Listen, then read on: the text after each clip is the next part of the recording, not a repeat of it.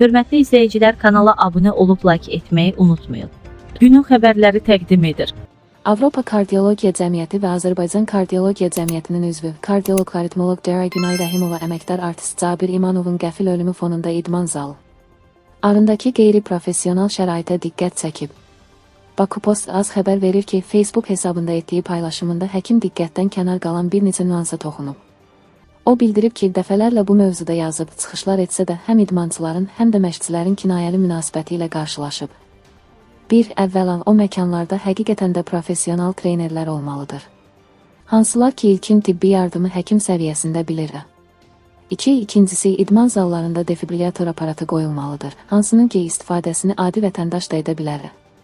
3. Üçüncüsü, idmana gələn, yazılan hər kəsin kardioloqdan sağlamlıq kağızı olmalıdır. Əsl kağız, yalancı yox. Cabir İmanovla uşaqlığımız, gəncliyimiz getdi. Halbuki o hələ uzun yaşaya bilərdi.